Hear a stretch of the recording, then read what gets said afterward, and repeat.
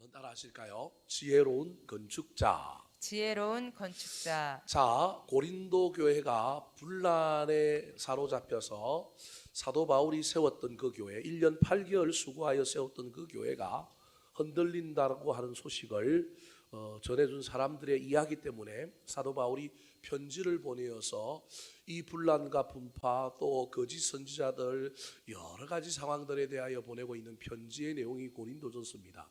특별히 4개의 파당을 지어서 나누어서 교회를 혼란스럽게 하고 있던 그 당시에 이 고린도 교회 분열의 문제, 바울파, 게바파, 아볼로파, 그리스도파 그렇게 나누어서 서로의 세력을 경쟁하기 위하여 세례를 누가 더 많이 주느냐, 그건 경쟁과 같은 그런 일들이 벌어졌고 수많은 또 신앙의 문제들이 파생되고 있는 이 상황 속에 사도 바울이 편지를 보내서 이 분열의 문제를 다루고 있는 내용입니다. 첫 번째 이 분열의 문제에 대한 치유책으로 사도 바울이 편지를 보내면서 얘기한 것인데 그게 뭐냐면 너희들이 아직 어린아이라는 거예요. 젖을 먹다가 이제는 밥을 먹어야 되고 그리스도의 장성한 분량에 이르도록 음식을 갈아서 먹어야 되는데 여전히 너희들이 지금 어린아이의 신앙으로 뭘 먹고 있다고요? 젖을 먹고 있다. 그래서 너희들이 지금 현재 이런 일이 벌어졌다. 듣기 좋은 말씀만 듣는 게 아니라 힘든 말씀, 어려운 말씀, 소화를 시키고 좀 깨물어야 되고 씹어야 되는, 그래서 힘이 들지만 그 소화력을 갖추는 믿음을 가져야 되는데 너희들이 지금 어린아이의 음식을 먹고 있다라고 하는 것을 첫 번째 지적한 것이 3장 1절부터 9절까지입니다.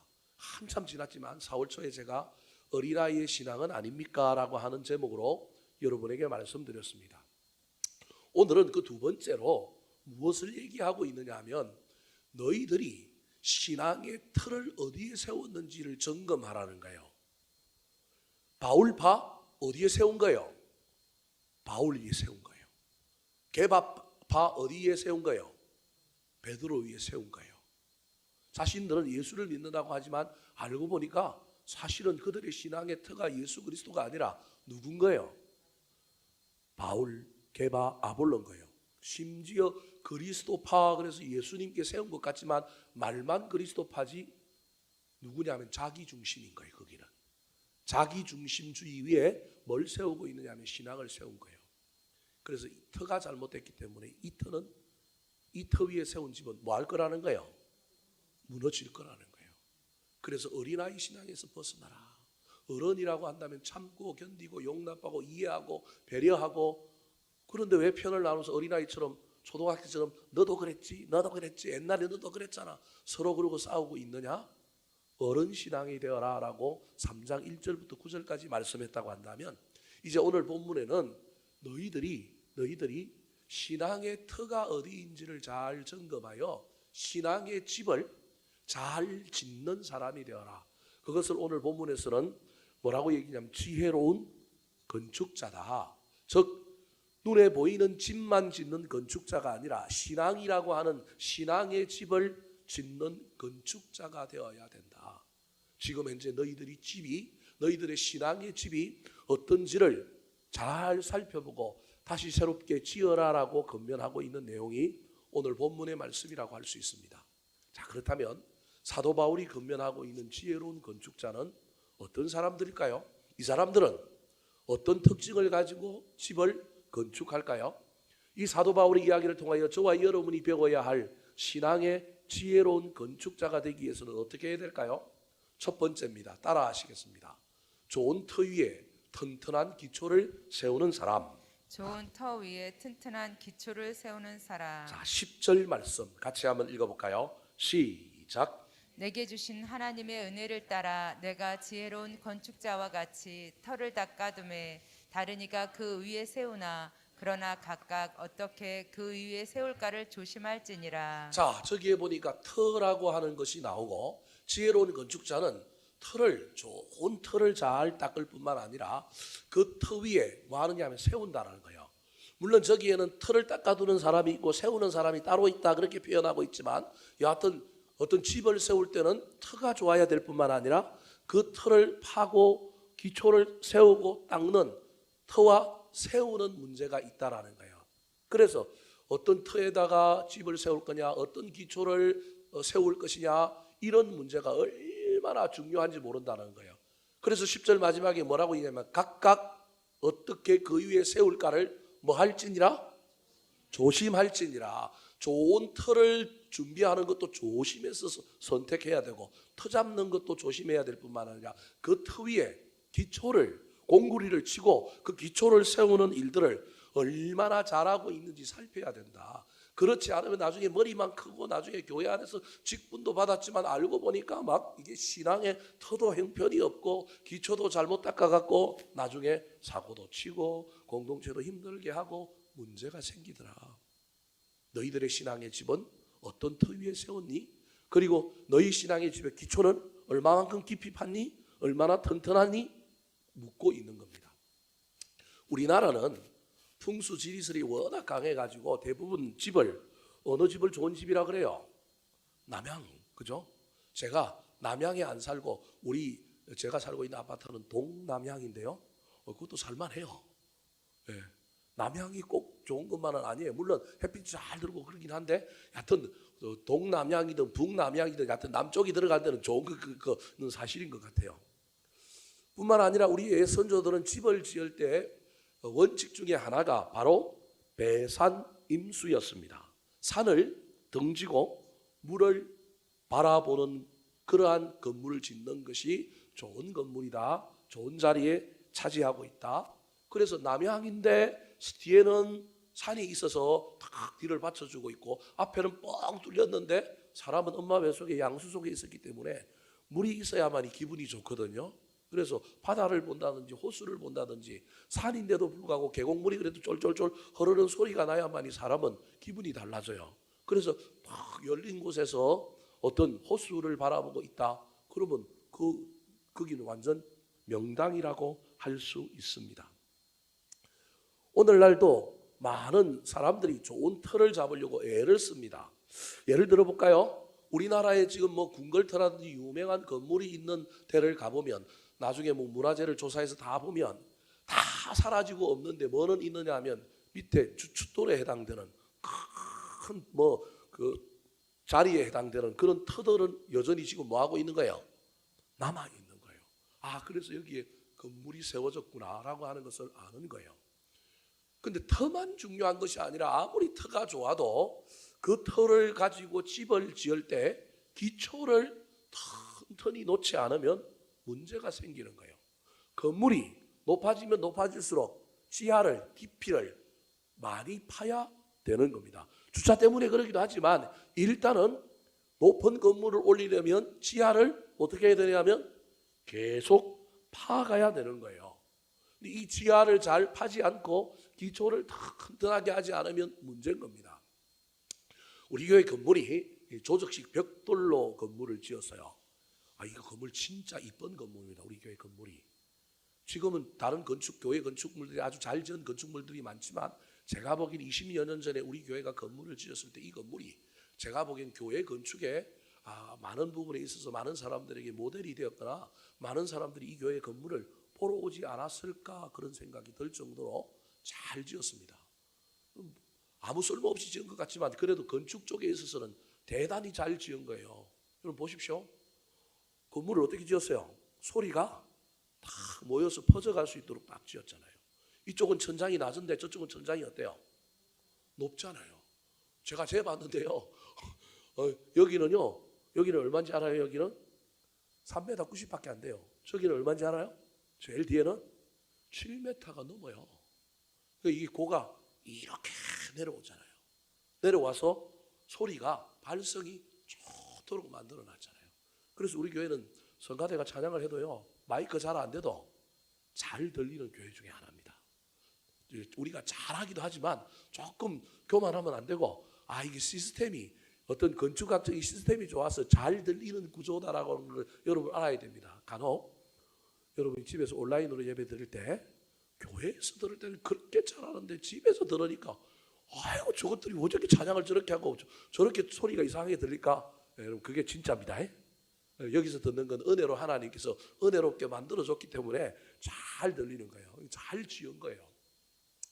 잘 지었을 뿐만 아니라 밑에 가면 우리 지하가 그래도 지하인데도 불구하고 여러분 생각보다 통풍도 잘 되고 생각보다 그래도 지하가 우리 교회가 쾌적한 편입니다. 소위 말하는 땅과 지하가 맞닿지 않도록 이렇게 좀 띄어놓는 공법도 해놨고요. 그 다음에 지하를 아주 그 콘크리트를 많이 쳤어요. 근데 올라오면 올라올수록 이제 부실해지는 건 있어요. 왜냐하면 뭐가 없었기 때문에, 돈이 없었기 때문에. 저는 건물 지은 걸 딱 보면 알아요. 지하는 처음에 의욕을 가지고 열심히 막 한 40cm 정도 되는 벽을 쳐요. 근데 올라오면 올라갈수록 돈이 없을 뿐만 아니라 이제는 콘크리트를 못 치고 뭘 치느냐 하면 제일 싼 게 이 조적식이거든요. 조적으로 가는 거예요. 빔이 없어요, 우리 교회가. 물론 이제 이런 기둥이 있잖아요. 이런 것들이 간혹 그 안에 철근들이 좀 들어있는 구조긴 한데, 제가 보기 이 정도 구조면 뭘 박아야 되느냐 하면, 이제 그때 당시에는 조금 거기에 힘이 들었겠지만 소위 말하는 철근 빔을 몇 개는 박아야 되는데 박지 않고 이 구조로 예배당 안에 기둥이 없이 지은 건 설계를 대단히 잘한 건물 중에 하나라고 저는 생각합니다. 웬만한 교회는 가보십시오. 전부 이 중간에 어느 정도는 하나는 있어요. 기둥 하나는 있는 거예요. 이럴 수밖에 없는 건 천장을 슬랍으로 치지 않고 천장을 다른 걸 쳤기 때문에 이게 하중을 덜 받는 거예요. 천장이 옛날에 제가 올 때 비가 샜는데 올라가 보니까 천장이 콘크리트 슬랍을 쳐놓은 게 아니고 다른 걸 친 거예요. 그래서 제가 와가지고 비가 새니까 그 천장 위에 또 천장을 하나 지금 더 떼어 놓은 거예요. 그래서 지금 비가 안 새는 거예요. 이쪽에 보십시오. 비 새는 흔적들이 다 있잖아요, 천장에. 이걸 이제 온날 한번 어떻게 해야 되는데도 불구하고 제가 손을 이건 너무 큰 공사라 손을 안 댔는데 임시 방편적으로 요 위를 소위 말하는 셀레트보다 조금 더 강한 다른 걸로 쳐놨는데 그건 무게가 가벼우니까 중간에 기둥을 안 세워도 되는 거예요. 그래서 이게 지금 이 공간이 어떤 중간에 막힘 구조가 없이 탁 만들어져 있는 거예요. 근데 웬만한 교회 가면요 전부 중간에 뭐가 있어요? 기둥들이 있어요. 앞쪽에 없으면 저 뒤쪽에라도 중 2층을 올리고 싶어서 올리는 게 아니라 중 2층을 핑계로 올리면서 그 본당의 전체 지붕 구조를 받치고 있는 힘을 분산하기 위하여 중 2층도 만들어야 되는 것도 있지만 기둥이 필요하니까 박는 거예요. 어쩌면 우리 교회도 참 잘 만든 교회 중에 하나입니다. 건축학적인 측면에서 보면. 그래서 좋은 건물 기초가 튼튼하게 하려면 깊이 파야 되고 그 기초를 튼튼하게 받칠 수 있는 뭘 해야 하면 철근이라든지 빔이라든지 이런 걸 박아야 돼요. 지금 저 백석 마도 쪽에 건물들이 막 지금 막 휘청거리고 막 그래갖고 우리 고양시도 문제가 생겼잖아요. 세계적으로 기초를 덜 판 건물 중에 문제가 되는 유명한 건물이 하나 있습니다. 뭔지 아십니까? 피사의 사탑이라고 하는 겁니다. 이탈리아 북부에 가면 피사라고 하는 도시가 있는데 저 도시에 있는 사탑, 저게 뭐냐면 종탑이에요. 시계탑이 시계탑. 오른쪽에 있는 둥근 게 시계탑을 만들고 왼쪽이 뭐냐면 성당인 거예요. 보통 성당에는 교회에 종탑이 있는 것처럼 성당에도 시계탑을 만드는데 시계탑을 만들다고 만든 게 저게 지금 기울어져 있는 거예요. 1711년에 건축가 보나노 피자노라고 하는 사람이 지었는데 돈도 좀 부족했을 뿐만 아니라 12년 동안 지었는데 기초를 적게 판 거예요. 5층을 올리는데 적어도 지하 3층 정도는 파든지 지하 1, 2층 정도를 파야 되는데 지하 한 층도 아닌 한 40-50cm 정도만 지하를 판 거예요. 지하를. 5층을 올리려고 하면 적어도 여러분 지하 1층 정도는 파거나 2층 정도는 파야 되는데 지하를 안 판 거예요. 그러고 저걸 지은 거예요. 근데 12년 동안 저걸 지었는데 짓다 보니까 건물이 좀 어떻게 되는 거예요? 점점점 기울은 거예요. 보니까 집안이 치마됨으로 말미암아 기운 거예요. 저게 지금 계속 기울어 가지고 지금은 5.5도에서 멈추어서 5.6도, 7도로 조금씩 10년마다 간대요. 5층을 짓다가 지금 저 5층이 아니잖아요. 5층을 짓다가 그런 일이 생겨가지고 한참 있다가 또 몇십 년 후에 7층으로 옮기고 올리고 그 다음에 또 한 몇백 년 후에 8층으로 지금까지 올려놓은 거예요. 지금 저거 그래서 지금 8층짜리인 거예요. 아무리 심혈을 기울여도 저게 바로 되지 않을 것 같으니까 기초가 부실하니까 2000년도에 엄청난 돈을 들여가지고 이제는 더 이상 쓰러지지 않도록 그나마 보강공사를 했는데도 불구하고 저 사탑이 그래도 옛날하고는 달리 옛날에는 똑바로 서 있다가 뭐 1도 2도, 3도, 4도, 5도. 여러분 5도면 굉장한 거예요. 이렇게 기울었는데 지금은 2000년도에 공사하고 난 다음에는 갑자기 기울지는 않지만 10년 단위로 0.1도 정도씩 그래도 조금씩 뭐 하고 있는 거예요? 기울고 있는 거예요. 현대 건축 공법을 가지고 온갖 돈을 들여가지고 지금 저거 안 무너지게 하려고 대대적인 많은 공사, 처음 지을 때보다 더 큰 돈을 들여갖고 공사를 했는데도 기우는 거예요. 그래서 여러분 저게 얼마 만에 무너질지 아니면 안 무너질지 많은 건축학자들이 희대의 관심사가 있는 거예요. 그래서 세계를 여행하는 사람들 중에 피사의 사탑이 무너지기 전에 이탈리아에 가서 저걸 뭐 하고 오자? 구경하고 오자. 그런데 코로나 때문에 뭐 이제 뭐 끝나버렸어요. 근데 이제 앞으로 어떻게 되는지 모르겠어요. 저게 계단이 294계단인 거예요. 그러니까 가보면 저는 가보지 않는데 저는 저 인터넷으로 그 동영상을 갔다 온 사람이 올려놓은 동영상을 봤는데 가보면 별거 없어요. 그냥 뭐예요? 둥글둥글 따라서 계단 따라 뭐 하는 거예요? 올라가는 거예요. 그러니까 기울어져 있다라고 하는 유명한 건축물이기 때문에 사람들이 가는 거예요. 저 원래 시계탑으로 만들려고 갔는데 294계단으로 올라가는데요. 한 번 입장할 때마다 몇 명만 딱 올려보내는 거예요. 40명만 올려보내는 거예요. 왜냐하면 기울어져서 많은 사람이 올라가서 하중을 받거나 그래 버리면 또다시 조금씩 틀어지고 조금씩 기울어가는 것이 문제가 생길까 봐 저렇게 하는 거예요. 저 탑이 왜 유명해졌느냐 하면 아리스토텔레스라고 하는 사람이 철학자인데 옛날엔 철학자들이 과학자이고 철학자들이 뭐 종교인이고 그랬어요. 이 아리스토텔레스가 어떤 주장을 했느냐 하면 공중에서 물건을 떨어뜨리면 똑같은 위치에서 집어 힘을 가해서 던지는 것이 아니라 그냥 똑같은 위치에서 물건을 떨어뜨려내리면 무거우면 무거울수록 빨리 떨어지고 가벼우면 가벼울수록 어떻게 떨어진다고요? 천천히 떨어진다. 그렇게 아리스토텔레스가 주장했어요. 근데 그걸 반박하는 사람이 나왔는데 그 사람이 누구냐면 갈릴레이라고 하는 사람이에요. 그래도 지구는 돈다. 그랬던 사람이 아리스토텔레스가 한 말이 틀렸다. 내가 그걸 입증하겠다. 그래가지고 저 기울어진 피사의 사탑에 올라가가지고 무게가 전혀 다른 두 개의 물체를 자유낙하 떨어뜨렸는데 무거운 것이 빨리 떨어졌을까요? 가벼운 것이 빨리 떨어졌을까요? 결론은 똑같은 부피라고 한다면 무게와 상관없이 똑같은 부피라고 한다면 어떻게 떨어지더라? 똑같이 떨어지더라. 무게가 아니라 중력이 지배하고 있기 때문에 일반 상식으로 이해가 안 될 거예요. 가서 하면 여러분 쉬워 왜 없어요? 그러니까 무게가 같지만 표면은 같은 것 이해되시죠?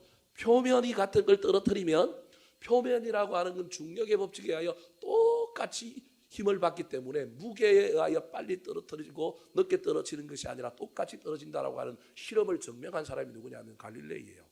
그래서 갈릴레이가 저 실험 설명하고 철학자들에게 공격당하고 지구는 돈다. 그래가지고 종교인들에게 그 공격받고 그래서 화형대 가려고 그러다가 나중에 자기가 내가 다 틀렸습니다. 지구는 안 돕니다. 그리고 아리스토텔레스가 이야기했던 것처럼 무거운 것이 빨리 떨어집니다. 인정해놓고 재판에서 무혐의 받고 나오면서 뭐라고 얘기한 거예요?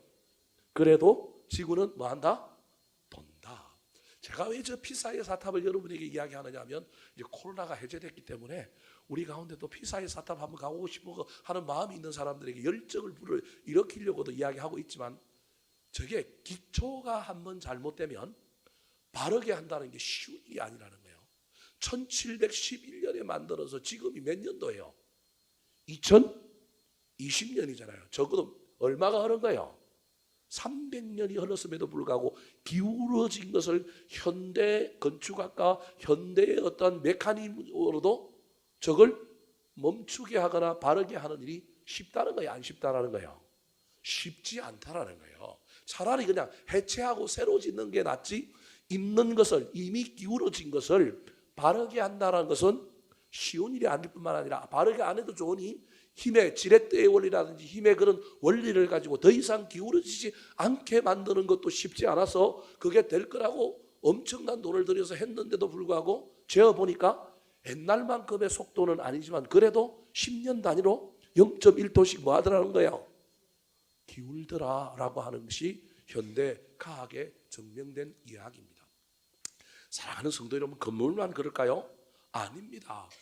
집도, 우리 인생도 똑같이 건물인 집과 마찬가지로 우리 신앙의 집도, 우리 각자의 인생의 집도 동일합니다. 그래서 저와 여러분이 인생의 가치관은 어떤 터 위에 세웠느냐? 신앙은 공자 위에 세웠느냐? 아니면 다른 종교 위에 세웠느냐? 어디에 세웠느냐? 같은 신앙 가운데 있지만 저와 여러분이 또 다른 신앙의 어떤 중요한 가치, 어떤 터 위에 세웠느냐?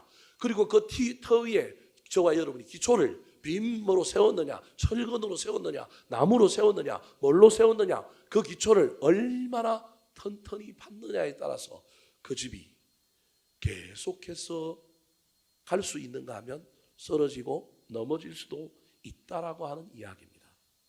우리 신앙인은 특별히 어느 터 위에 세워야 하느냐 하면 예수 그리스도라고 하는 터 위에 우리 신앙의 집을 세워야 합니다. 11절 말씀 같이 한번 읽어볼까요? 시작. 이 닦아둔 것 외에 능히 다른 터를 닦아둘 자가 없으니 이 터는 곧 예수 그리스도라. 고린도 교회에 수많은 사람들이 신앙생활하고 성경을 알고 믿음에 대한 이야기를 하지만 알고 보니 그 모든 것을 다 제거해놓고 보니 신앙생활을 하는 이유, 그들이 믿는 것이 뭐냐면 딴 것이더라는 거예요. 누굴 믿어야 되면 예수를 믿어야 되고, 누가 최종의 근의가 있어야 되냐면 예수가 최종 근의가 있어야 되고, 누구를 위하여 모든 일을 해야 되면 예수를 위하여 해야 되는데 보니까 터가 엉뚱한 사람들이 너무 많더라. 사랑하는 성도 여러분, 지금 저와 여러분의 신앙의 터는 어디 위에 세워져 있습니까? 뿐만 아니라 그 터 위에 기초는 어떤 것을 가지고 기초를 세우고 있습니까? 예수님께서 예수 그리스도가 반석이라고 하는 터 위에 집을 지을 때는 기초를 무엇으로 지으라고 했을까요? 마태복음 7장 24절 25절에 그 기초에 해당되는 내용이 나옵니다. 같이 한번 읽어볼까요? 시작. 그러므로 누구든지 나의 이 말을 듣고 행하는 자는 그 집을 반석 위에 지은 지혜로운 사람 같으리니 비가 내리고 창수가 나고 바람이 불어 그 집에 부딪히되 무너지지 아니하나니 이는 주추를 반석 위에 놓은 까닭이요. 자, 반석이 기초입니다. 터입니다. 반석 위에 집을 지었는데 기초는 뭘 썼다고요? 이 말을 듣고 뭐 하는 자? 행하는 자. 말씀에 대한 순종이 기초라는 겁니다.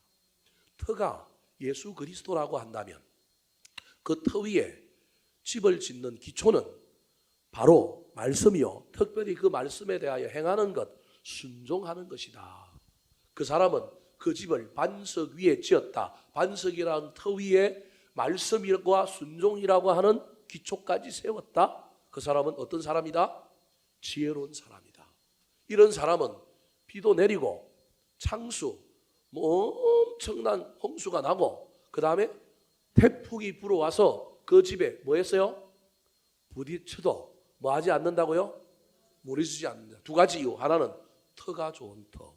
어디에 세우는 반석, 예수 그리스도에 세웠을 뿐만 아니라 기초가 튼튼하다라는 거예요. 말씀이 기초라는 거예요.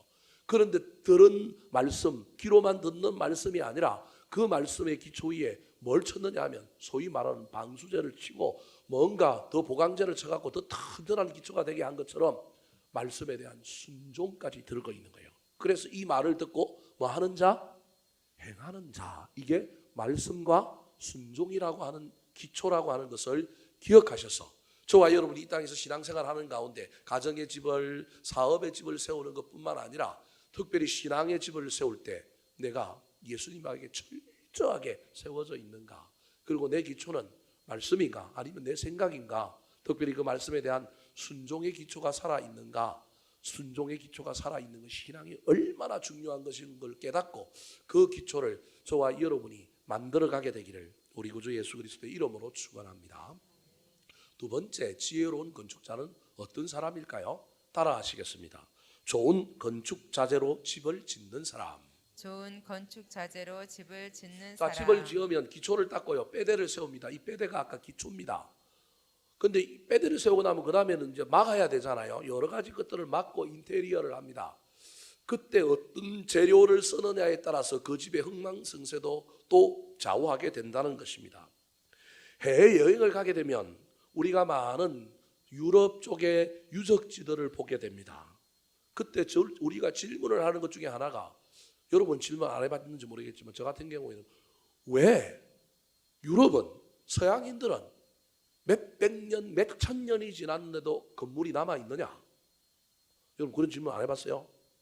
우리나라는 왜 안 남아있느냐? 남아있는 것도 맨날 뭐 어떻게 한 거예요? 보수하고 불나고 또 없어지고, 그래서 몇천 년 남아있는 우리나라의 문화재가 그렇게 많지 않아요. 그나마 남아있는 것도, 몇천 년 남아있는 것도 신라에 가면, 저 신라 경주에 가면 남아있는데 그것도 알고 보면 재료가 다 뭐예요? 돌.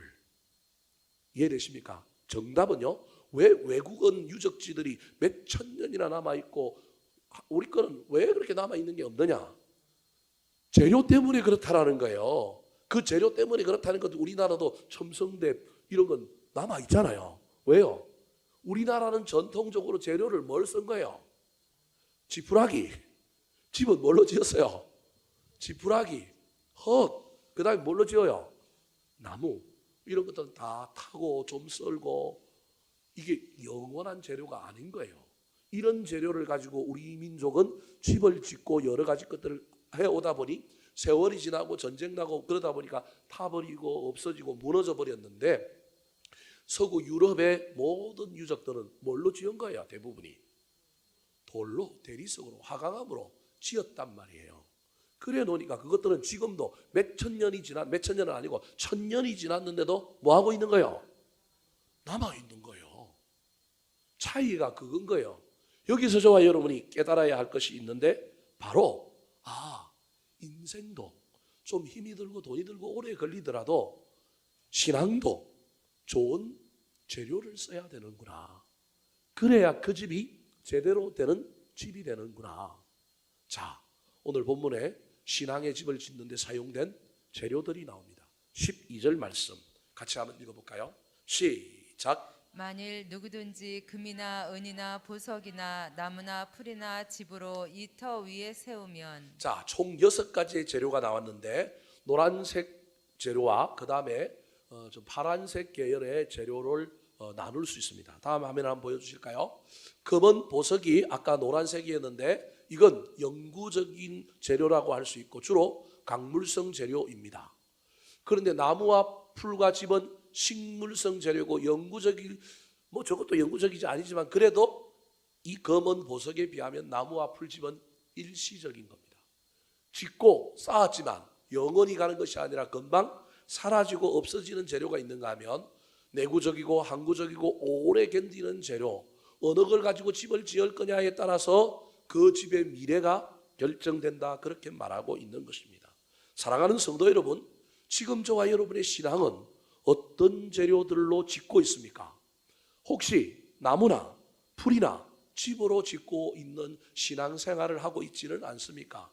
똑같은 신앙생활을 하고 있지만 그래도 사람들마다 하나님 보시기에 저 사람은 자기 신앙의 집을 저 재료로 짓고 있네, 저거 나중에 큰일 날 텐데, 지금 평안할 때는 괜찮지만 문제가 생기면, 인생의 전쟁이 일어나면, 인생의 홍수가 일어나면 어떻게 견디려나, 잘 버티려나, 우리 주님 염려하실 수 있다는 사실을 기억하셔야 합니다. 저와 여러분의 신앙의 집을 어떤 재료로 지어야 할까요? 오늘 본문에 추천하고 있는 재료는 3가지입니다. 하나는 금이요, 또 하나는 은이요, 또 다른 하나는 보석입니다. 저기에 각각 어떤 의미가 담겨 있을까요? 금은 변함없는 불변하는 믿음을 뜻합니다.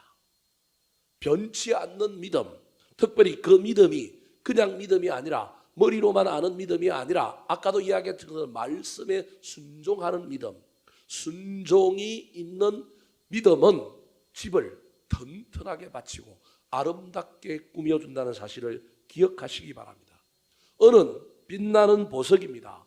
빛이 난다는 것은 누군가가 그걸 보고 야 멋지다, 잘했다, 그렇게 얘기하는 것입니다. 그렇다면 빛이 나는 건 뭘까요? 마태복음 5장에 보면 예수님께서 너희는 세상의 빛이라 하셨고 이같이 너희 빛을 사람 앞에 비추라 하면서 그 빛을 뭐라고 얘기했느냐 하면 착한 행실이라고 얘기했습니다. 은은 착한 행실입니다. 교회 안에 착한 행실이 되려면 은과 같은 재료로 신앙생활을 하고 있는 사람은 착한 행실, 봉사합니다. 섬깁니다. 충성합니다. 세상에서 착한 행실은 사람들을 사람으로 인격적으로 대우하고 그 사람들에게 선한 일을 하고 그 사람들을 살피고 돌보는 일들을 합니다. 이게 은이라고 하는 재료가 우리에게 주고 있는 교훈입니다. 보석은 어떤 의미가 있을까요? 여러분, 보석 중에 대표적인 것이 다이아몬드나 진주 같은 것입니다. 다이아몬드는 어떻게 만들어질까요? 석탄과 다이아몬드 둘의 공통점은 탄소로 된 결정체라는 것입니다. 탄소의 대부분은 새카만 석탄으로 남지만 엄청난 고압과 고열을 견딘 탄소는 찬란한 빛을 뿜어내는 다이아몬드가 되는 겁니다. 탄소가 다이아몬드라니까요. 다이아몬드의 원래는 탄소인데 이 탄소가 고압과 고열 때문에 빛나는 존재로 만들어진 게 뭐냐 하면 다이아몬드 보석이라는 거예요. 여러분, 이 보석이라고 하는 말 속에는 어떤 의미가 있느냐면 고난을 어떻게 견디느냐, 삶의 현장에서 인내를 어떻게 하느냐, 진주조개, 진주라고 하는 것은 어디에 만들어지냐면 진주조개, 조개라는 놈이 뭘 내요? 상처를 냅니다. 그래서 그 상처를 아물게 하려고 그 상처를 조개가 견디는 가운데 자기 자체 내에서 호르몬을 만들어낸 호르몬의 결정체가 나중에 뭐가 되는 거예요? 진주가 되는 거예요. 그래서 그 상처 다 치유하는 결과물이 조개 안에 진주가 있는 거예요. 인내, 고난을 어떻게 견디느냐에 대한 이야기가 바로 이 보석과 관련되어 있다라는 이야기임을 기억하시기 바랍니다. 지금 저와 여러분은 신앙의 집을 무엇으로 짓고 있습니까? 변함없는 믿음, 특별히 순종하는 믿음으로 지으시기 바랍니다. 빛나는 보석, 저와 여러분의 삶 속에 착한 행실이 있어서 나만을 위한 이기적인 삶을 사는 것이 아니라 교회 안에서도 헌신하고 봉사하고 충성할 뿐만 아니라 세상에서도 착한 행실로 다른 사람을 섬기고 돕고 이웃을 사랑하시기 바랍니다. 더 나아가 보석처럼 보석과 같은 것으로 여러분의 집을 지으십시오. 힘들고 어려워도 고난 가운데 인내하고 오래 참음으로 말미암아 여러분의 신앙의 집에 수많은 보석들이 달려있게 되기를 우리 구주 예수 그리스도의 이름으로 축원합니다. 아멘. 세 번째, 마지막으로 지혜로운 건축자는 어떤 사람일까요? 따라가시겠습니다. 당당하게 준공검사를 통과하는 사람. 당당하게 준공검사를 통과하는 사람. 집을 지을 때 가장 중요한 것은 집을 지었도록 설계도면을 구청에 내고 구청 건축가에서 허가를 받는 겁니다. 이 허가 받는 게 얼마나 어려운지 모릅니다. 땅이 지목에 맞는지, 건폐율이 맞는지, 뭐가 어떻게 되는지, 뭐 도로는 어떻게 되고 지켜야 될 것들은 다 지켰는지, 뭐 이런 부분들이 얼마나 많은지 모릅니다. 근데 허가 받아가지고 허가대로 건축물을 다 짓고 나면 뭘 받아야 될까요? 준공검사도 받아야 됩니다. 이것도 만만치가 않습니다. 물론 준공검사를 받기 전에 뭐 허가 사용 허가를 받아갖고 임시로 쓸 수도 있지만 반드시 준공검사를 받아야 됩니다. 이제 교회 건축이 제일 어려운 게 교회는 건축을 하다 보면 딴 데가 살아야 되잖아요. 근데 준공검사가 안 났는데도 불구하고 들어가서 뭘 해요? 예배 드리는 경우들이 있습니다. 그때 목사님들이 잘 몰라가지고 예배 드리는 것도 그 교회에다 구청에다가 정식으로 허가 받아가지고 할 수 있거든요. 임시로 들어가서 살 수 있거든요. 그 허가만 받으면 되거든요. 근데 그것도 안 받고 드리다가 주변에 민원 들어오고 벌금 물고 또 뭐 그런 일들을 당하는 경우들이 흔히 많습니다. 허가 받는다는 건 어렵습니다. 참 힘이 듭니다. 대방건설이라고 하는 회사가 있는데 건설로 잘 하다가 지금 파주에 큰 건 하나가 물려갖고 막 힘듭니다. 처음에 허가를 받을 때는요, 거기가 이제 군사보호 지역인데 허가를 받을 때는 아이고 군부대에서 아무 문제 없습니다. 뭐 그런 거예요. 그래서 막 시하고 같이 막 건물을 짓고 설계를 하고 건물을 짓는데 좀 있다가 여러분 군부대 접경 지역에서는 군부대가 허가를 하고 협의를 거쳐야 되는데 협의 대상이 처음에는 안 된다고 그래놨다가 나중에 한참 짓고 있는데 뭐라고 얘기한 거예요? 이건 군부대하고 뭐 해야 되는 거라고요? 협의해야 될 거라는 거예요. 그래서 고도를 낮춰야 되고 안 된다는 거예요. 저 김포에 장릉이라고 하는 능이 있어요. 문화재 인근 지역에는 문화재를 가리면 안 되는데 아파트 하나를 뭐가 문제가 생겼는지 뭐 하여튼 지었는데 그 아파트가 그 장릉 그 산속에 볼록 튀어나와 있는 거예요. 지금 뭐 허가를 내주지 않느니 그걸 잘라라든지 뭐 아파트 외관을 뭘로 감싸라고요? 나무로 감싸라든지 지금 별 이야기가 다 나오고요. 어떻게 해결됐는지 모르겠어요. 준공이 안 나는 거예요 지금. 그 대방건설이 잘 나가다가 지금 저기에 지금 물려가지고 지금 뭐 어떻게 해야 될지를 지금 모르고 지금 막 군부대하고 싸우고 있는 거예요. 시청하고 대방건설은 파주시청하고는 같은 편이 돼갖고 니들이 옛날에 하라고 해서 했는데 왜 이 모양이냐 그러고 아니 그때는 하고 난 다음에 우리한테 세부 협의를 들어오라는 얘기지 그게 뭐 전적으로 허락해 준 거 아닌데 당연히 군부대 지역에서는 협의하고 모든 걸 다 문서로 해야 되는데 그것도 모르고 했느냐 뭐 그러는 거예요. 대방건설이 지금 혼이 나고 있는데 CJ가 최근에 고양시에 큰 건을 하나 터뜨렸어요. 킨텍스 인근에 88층짜리 우리나라의 세 번째로 큰 건물을 짓는다는 거예요. 우리 지금 이정혜 건사님, 김종임 사님 사는 데가 이 고양시에서 제일 높은 빌딩인데 그거보다 더 높은 빌딩을 짓는다는 거예요. 이게 이제 고양시가 허가를 거의 해줬어요. 왜 해줬을까요? 시장이 연임하려고 그러는 거예요. 시장이 지적이 있어야 되잖아요. 또 제가 그랬다고 또 가서 막 이야기하면 또 선거법에 또 큰일 나요. 제가 보기엔 이제 시장하고 CJ가 한류월드 지역에 그 땅들이 고양시가 놀고 있는 땅 안 팔리고 뭐 잘 안 되는 땅들이 지금 많이 있어요. 원래 뭐 때문에 남겨놨느냐 하면 한국예술종합학교라고 한예종이라고 하는 학교를 유치하려고 그러는 거예요. 우리 고양시가 분당 다음에 분당하고 우리가 1기 신도시로 만들어졌는데 이 일산 쪽이 분당에 비하면 지금 뭐 엄청 뒤떨어져 있는 거죠. 그 중에 하나가 대학교를 유치하면 도시가 젊은 애들이 이끌고 그걸로 말미암아 부가가치가 일어나고 많은 일들이 있는데 대학이 안 들어오는 거예요. 뭐 중부대학이라고 하나 저 유치했지만 그것도 지금 문제가 생겨갖고 여기는 분교다. 여기로 학생들 많이 못 들어온다. 너희들 원래 대학의 인간은 저 충청도에 난 건데 왜 여기를 자꾸 본교라고 이야기하고 그러냐. 그래갖고 막 정원을 지금 다 깎아버리고 뭐 그래서 중부대학도 힘을 지금 못 써요. 사실은. 대학이 우리 도시에 들어오면 도시가 사는 거예요. 이게 대학을 유치를 해야 되는데 아무래도 대학은 서울시에 있으려고 그러지 지방으로 올라 그래요? 고양시만 하나도 따지고 보면 대학은 어디예요? 지방대학이죠. 서울대학이 송도에 서울대학 부지를 큰 걸 만들어 놨어요. 거기 공대라든지 단과대학 하나를 보내야 되는데 그 국가가 그냥 그 소위 말하는 그 자유경제지역하면서 그냥 거의 공짜로 줬단 말이에요. 근데 거기 건물을 세워야 되는데 건물을 세우고 그 다음에 학생들을 보내야 되는데 학생들이 갈까요 안 갈까요? 안 가죠. 어디에 있으려고 그래요? 서울에 있으려고 그런단 말이에요. 안 가려고 그러는 거예요. 그러니까 지금 서울대학도 지금 삽을 못 들고 땅만 지금 갖고 있는데 준 땅 저 인천에서는 아니 우리 수철 이 자유지역 만들면서 경제자유지역 만들면서 대학 하나 유치하고 그래야만이 여기에 외국계 대학도 들어오고 서울대학이 들어와 있으니까 외국계 대학이 들어오고 그래서 지금 송도에 외국계 대학들이 몇 개가 한국에 나와 있는 대학들이 좀 제법 있어요. 그래서 이 송도를 더 발전시켜야 되는데 왜 약속을 안 지키느냐? 서울대가 지금 난처해요. 땅은 공짜로 받았는데 그리고 105 신도시라 그러고 그 서울대 뭐 이렇게 이름도 다 도로도 다 붙여놨는데 안 들어오는 거예요. 고양시도 그런 걸 유치하고 싶은데 안 오는 거예요.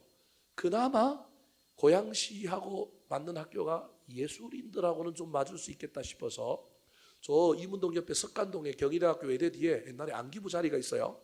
그 안기부 자리 옆쪽에 이어령 교수가 한국예술종합대학이라고 하는 걸 만들어갖고 거기 연기 뭐 이런 거 부탁해갖고 전문적으로 공부하는 애들이 학교가 거기 있었는데 거기 새로 개발이 일어나면서 그 학교가 지금 옮겨가야 돼요. 그래서 그 학교가 대부분 어디로 옮겨가려고 하느냐면 서초동으로 옮겨가려고 해요. 서초동에 가면 한국예술종합학교 음악 쪽에 학교가 있어요. 그러니까 예술, 연기 이런 쪽의 학교는 석간동에 있었고 음악 이런 쪽의 학교는 어디 있었냐면 서초동에 있고요. 그 다음에 안산에 또 일부가 있고요. 뭐 이렇게 흩어져 있는데 여기 있는 학교를 서초동으로 보내거나 안산으로 이제 보내려고 하는데 그걸 글로 가지 마시고 어디로 오십시오? 여기로 오십시오. 그랬더니 남양주에서도 뭐 그리 먼 데까지 갑니까? 석간동 동대문가하고 남양주는 뭐예요? 훨씬 더 가까우니 다산 신도시로 오십시오. 뭐 이래갖고 지금 경쟁이 지금 뭐 여하튼 붙어 있는 거예요. 그래서 우리 이 한류 월드 쪽에 저쪽 킨텍스 쪽에 땅을 비워놓고 대학 하나를 유치하려고 애를 쓰는데 그게 공을 들인 만큼 안 되고 시장이 치적이 안 되니까 뭔가 하나 터뜨려야 지방선거에 재선을 할 수 있고 도움이 되잖아요. 그런데 CJ가 최근에 그쪽 쪽에 땅들을 많이 사고 소위 말하는 CJ 텔레비 프로그램 3번 TVN 이렇게 다 CJ 건데 그쪽에 영상센터도 짓고 체육관도 짓고 이런 것들을 많이 만들어 놨어요. 그리고 저 탄현동 쪽에 가면 하나로마트 옆에 보면 그 CJ에서 하는 그 방송 제작 센터 또 큰 걸 또 지어놓고 촬영 장소 이런 걸 지어놓고 그랬어요. 그런 바람에 CJ가 고양시에 점수를 좀 많이 탄 거예요. 그러니까 누가 옆에서 야 랜드마크를 짓자 그러면서 킨텍스와 관련되어 있는 복합물 만들면 전시회하고 그러면서도 여기 건물이 또 멋지게 만들어지지 않겠느냐. 그래서 이번에 88층짜리 우리나라에 이제 세 번째로 큰 어떤 복합타운 빌딩을 만든다라고 하는 청사진이 꾸려지고 그걸 짓는다 그러는 거예요. 한 곳은 준공검사나 또는 어떤 건축 허가 때문에 고민을 하고 있는데 한쪽은 그걸 하려면 얼마나 힘드는데 도리어 시에서 야 너네들 지금 우리 도시에서 일 좀 많이 하고 있으니 우리랑 협력해서 일을 한번 해볼래? 그러니까 서로 의견이 맞는 거예요. 편의를 봐주고 쉽게 허가를 내줘서 하라고 그러니 감사하고 이쪽은 그거 해야 할 기업이 하나 생겨서 기업이 그거를 함으로 말미암아 시장에 취적을 만들 수 있으니까 좋아가지고 작작훅이 돼갖고 이번에 88층 랜드마크 복합 빌딩을 하나 세우겠다 그랬어요. 그래도 그 세우겠다 했지만 몇 년 걸릴까요? 최소 10년은 걸릴 겁니다. 선거용이기 때문에 그래요. 그래서 당장 내년부터 삽을 뜨거나 그럴 수도 있지만 그러지 않을 수도 있어요. 경제라든지 도시의 문화가 어떻게 되느냐에 따라서 기업은 상권을 분석하고 어떤 것을 따져보고 난 다음에 저걸 건설해도 되겠다 싶으면 주판 하나를 딱 튕겨보면 들어오겠죠. 근데 그렇지 않으면 저건 이제 가지고만 있고 금방 들어오지 않을 겁니다. 허가 받고 준공검사 받는 거 참 쉬운 일이 아닙니다. 근데 오늘 본문에 이 사도 바울이 고린도 교회를 향하여 뭐라고 얘기하고 있냐면 지금 너희들이 이렇게 예수를 믿는다 그러면서도 팔을 나누고 싸우고 이렇게 있으면 너희들 나중에 죄송한 표현이지만 어디 못 들어간다는 거예요. 천국 못 들어간다? 그 얘기하고 있는 거예요. 천국 못 들어간다는 거예요. 그러니까 논리의 비약을 통하여 너희들은 이 땅에서 교회 짓지만 너희들이 교회를 짓는 동시에 저 하늘나라에 너희들은 천국을 대신하여 짓는 거라는 거예요. 천국은 예수님이 짓죠. 내가 너희를 위하여 집을 예비하러 가노라 그랬으니까 집은 누가 짓는 거예요? 예수님이 짓는 거예요. 우리 하나님이 천국을 만들어 놓고 우리는 들어가기만 하면 돼요. 그런데 이 땅에서 어떤 신앙의 집을 짓느냐를 가지고 테스트하여 물론 그게 믿음이긴 한데 그걸 가지고 그 집에 들어갈 수 있는지 없는지를 뭐 하겠다라는 거예요? 판단하겠다라는 거예요. 그 얘기를 몇 절에 하고 있냐면 13절에 하고 있는 거예요. 자, 13절 시작. 각 사람의 공적이 나타날 터인데 그날이 공적을 밝히리니 이는 불로 나타내고 그 불이 각 사람의 공적이 어떠한 것을 시험할 것임이라. 자, 그날이라고 하는 단어와 공적이라고 하는 단어와 불이라고 하는 단어와 시험이라고 하는 단어가 핵심 단어입니다. 그날이라고 하는 날은 언제냐면 예수님이 재림하실 때입니다. 그날에 우리 각자의 뭐가 드러난다고요? 공적이 밝혀 드러난다라는 거예요. 근데 그 공적은 어떤 공적이냐 하면 불을 통과한 공적이라는 거예요. 불을 통과했는데도 불구하고 남아있는 공적. 불이라고 하는 시험이라고 하는 고난이라고 하는 그 불을 통과했는데도 여전히 집이 짱짱하게 살아있으면 집이나 풀이나 나무로 만든 건 불을 통과하면 어떻게 될까요? 탔지만 금이나 은이나 보석으로 지은 건 조금 껄렀을 뿐이라는 거예요. 통과했지만 뭐 하면 돼요? 닦으면 돼요. 물 청소하면 다시 그 집은 건재한 집인 거예요. 그런데 나무나 풀이나 집으로 그 집을 지었던 집은 불을 통과하는 순간에 거슬린 정도가 아니라 어떻게 됐다고요? 타버렸다. 그래서 공적이 안 나타난다는 거예요. 각 사람의 공적이 어떠한 것을 나타내게 하려고 불같은 시험을 인생 가운데 주신다. 그래서 그 공적이 어떻게 되는지를 테스트하겠다는 거예요. 14절, 15절 말씀 시작. 만일 누구든지 그 위에 세운 공적이 그대로 있으면 상을 받고 누구든지 그 공적이 불타면 해를 받으리니 그러나 자신은 구원을 받되 불 가운데서 받은 것 같으리라. 이게 구원하고는 상관은 사실은 없다. 불 가운데서 뭐는 받는다? 구원은 받는다. 그러나 자신은 구원을 받되 불 가운데서 받은 것 같으리라. 이 말은 지금 이거 구원과 관련된 이야기는 아니지만 하나님께서 예수 그리스도를 이 땅에 보내어서 우리에게 그날에 우리의 공적을 가지고 우리의 신앙을 뭐 하겠냐면 시험하여 테스트하겠다라는 거예요. 그래서 그 위에 세운 공적이 불을 통과하고도 그대로 있으면 뭘 주고요? 상을 주고, 누구든지 그 공적이 뭐하면 불타면 뭘 받는다고요? 해를 받으리니. 그러나 해를 받아도 자신은 뭘 받는다고요? 구원을 받는다. 그러니까 궁극적으로 구원하고는 상관이 없다라는 이야기입니다. 이해되셨죠? 그럼에도 불구하고 지금 저기서 이야기하고 있는 것이 무엇이냐 하면 저와 여러분의 신앙은 반드시 불이라고 하는, 고난이라고 하는, 연단이라고 하는, 인생의 그 어려움이라고 하는 것을 통과해도 남아있는 신앙이어야 한다는 겁니다. 남아있으려면 여러분 좋은 재료를 써야 될 뿐만 아니라 좋은 재료를 써도 저와 여러분이 끝까지 저 심판을 견디고 통과해야 되는 거예요. 불이 나온다 그러니 겁나가지고 불시험이 온다 그러니 팔아버리고 저 불시험을 통과하여 공력을 나타내지 않고 팔아버리고 가는 것이 아니라 끝까지 뭐 하는 사람이에요? 견뎌서 내 신앙을 테스트하고 내 신앙을 시험받아서 주님께 인정받는 자가 되리라. 그래서 난 무슨 검사를 받는 사람이라고요? 준공 검사를 받겠다라는 거예요. 여러분 집 지어놓고 준공 검사 안 받고 딴 사람에게 팔아갖고 네가 준공 검사 받아라도 할 수 있어요. 근데 그 사람은 어디에 못 들어가는 사람이면 그 사람은 진짜 천국에 못 들어가는 사람이에요.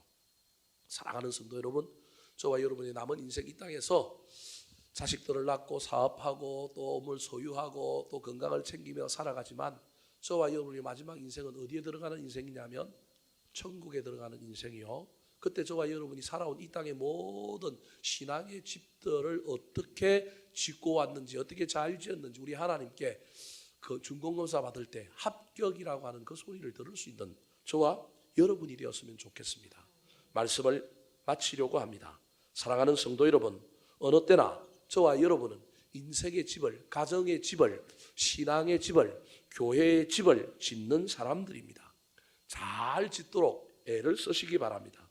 어떤 역경도 상 받을 것을 소망하며 잘 참으시기 바랍니다. 특별히 그리스도의 터, 신앙의 틀을 버리지 마시고 말씀의 기초를 잘 세우실 뿐만 아니라 이 땅에 사는 동안에 믿음의 순종의 검과 착한 행실과 섬김과 봉사와 헌신과 충성으로 빛나는 은을 준비하실 뿐만 아니라 어떤 고난과 환난 가운데서도 찬란한 보석을 만들어내어 인내와 오래 참음으로써 이 땅에 부모로서 가정을 잘 세우고 신앙인으로서 교회를 잘 세울 뿐만 아니라 저와 여러분의 영혼의 집, 성전도 잘, 각자의 성전, 신앙의 집도 잘 만들어 훗날 주님이 준공검사하러 오실 때 비록 불의함은 났지만, 비록 공사하는 동안에 많은 어려움이 있었지만 그래도 합격이다, 이 집은 잘 지은 집이다 라고 저와 여러분에게 칭찬하는 놀라운 음성이 들리게 되기를 우리 구주 예수 그리스도의 이름으로 축원합니다.